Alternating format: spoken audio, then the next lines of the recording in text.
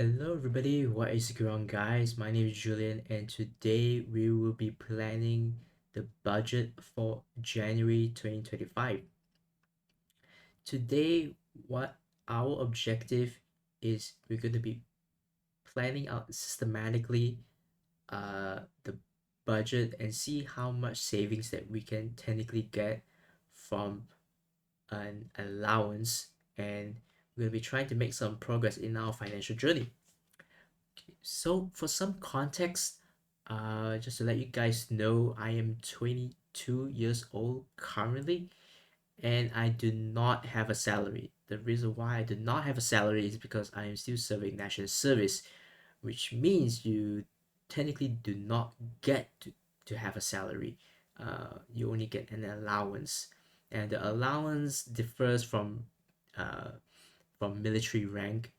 Uh, for example, private rank to corporal rank is a bit different.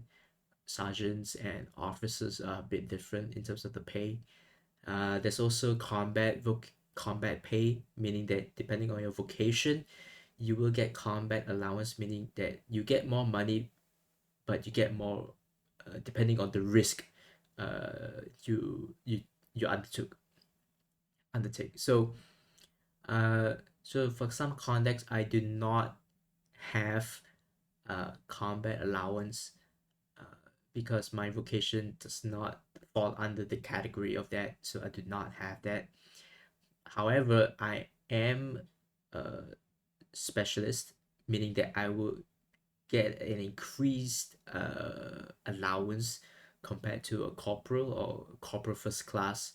So yeah, so that's the only benefit, I guess. And then another benefit I would say is that you get more time because of my vocation. I have more time, uh, you know, because I'm not in a combat vocation, meaning that the times I have is quite abundant, so I can make use of that. So that is the pros that I have, but the cons is that my allowance is only up to uh, only $1,000, which is not a lot, but we can make use of it. So that is what we're going to be trying to do. So we will be using the Excel basic template. Is already given in uh, Google Sheets, so we do not have to make our own template. I do not have time to make a custom template. So here we can take a look at all the expenses, income categories, stuff like that.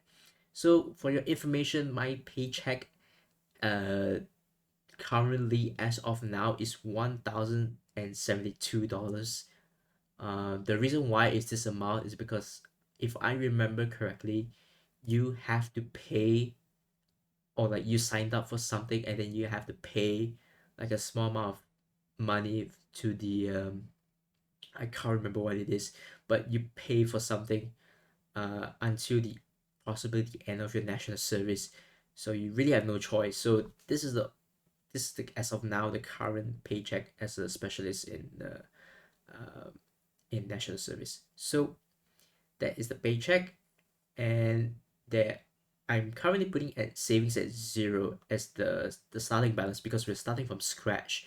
So we will put almost everything at zero as of now for the current balance.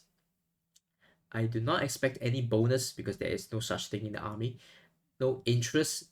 I'm gonna put that as zero because if you have investments, the interest will technically fluctuate from time to time. Really quite difficult to calculate the interest depending on the what kind of investments you make. It could be stocks or bonds or crypto, or I don't know what other investments instruments that you might use. Other categories for income, there's possibly zero. We're technically above the McDonald's wages. However, we're not like the best allowance in terms of McDonald's. So you just use McDonald's as the benchmark for this, because if you are lower than a specialist, meaning a third sergeant, if you're lower than third sergeant, you are technically earning lesser than McDonald's, which is crazy. But if you're a third sergeant, you're at least able to get the McDonald's wage somewhere in between, depending on the location of McDonald's. But this does not include weekends, by the way, because in national service, uh, you would tend to have regimental duties, meaning that you have guard duty or stuff like that. You will spend, I don't know, the whole day there, just there. Yeah. So, uh, technically, the most important factor is time, not actually money in this case. Because if you have time, you can technically do a lot of stuff. Um, so that's the so-called variable factors here you need to consider in the budget. So uh, also for some context, I'll be going to ORD in 4th of July, America's Independence Day. So we gotta take a note of the timeline here. So right now, we're gonna look at transportation. As of now, transportation varies in between, but I will budget this at $40. The reason why I will budget this at $40 is because if you are NSF, meaning that you are basically doing your mandatory 2 year service, um, in some military camps you will have a shuttle service, so you can use the shuttle service to save a bit of money on the side. However, you must also take note that there are some instances that you have to take a taxi, grab or Gojek, because there's some instances that you will need to use it to avoid being late or stuff like that, or you need to go somewhere really really far, and it can be quite a hassle. So typically I would budget transportation at $40. uh, for now, as of now, currently I only hit $20 because take the um, I only take the bus and the MRT. So um, it's typically only $20, but I budget it at 40. The $20 is the extra if I need to take a taxi, like really, really urgent. So yeah, that is that. Next, we're gonna be take a look at medical costs. Medical costs, I would typically put this at uh, about $20 as well. The reason why I put this at $20 is because technically in the national service you can have the option of claiming medical fees or dental fees. However, this is only subjected to a certain amount. If you want the full details, look it up yourself. I do not know the actual specifics, but I know that you only can claim up to a certain amount, which is typically only for when I took a MC, it's only $20. So yeah, you can only claim up to that amount. The rest of it you need to pay by your card or something like that. So typically I only put it at $20 for medical fees because you can technically claim it, but if it exceeds the amount that then you have to pay the remaining by card, right? So that's that. Food wise, I would say food is really important in military because sometimes the food in uh, can be quite questionable. So you will need to spend a lot of money in buying good food so that you will have the morale to keep going. So typically I'll put food at $300. Basically, just assume that I eat canteen food or outside food, $10 for 30 days. I think that should be quite substantial already. So that is the plan, to target the food at $300, give or take. Gifts on the other hand, I'm going to put it at zero. I do not plan on giving gifts to anybody in 2025, even when I'm gonna ORD, because I do not have the money or do not have the time for that. So so yeah, gifting somebody, especially during a national service, I highly do not recommend it, because you really have no money and you have no time. So you should spend your time doing something else. Okay.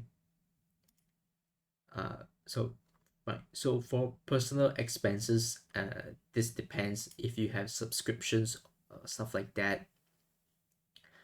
Uh, for now, I have a bit, but I will need to check. I'm gonna budget this at, if I remember correctly, my personal subscriptions is at least $20, if I remember correctly, because if I remember correctly, it's $20, because I have to pay for cloud storage, stuff like that, your subscription services, your etc. All this stuff. So I think it's $20 per month. I may have forgotten, but for now I will budget this. Debt, I do not have any debt. I'm in debt, and I think I kind of messed up life already.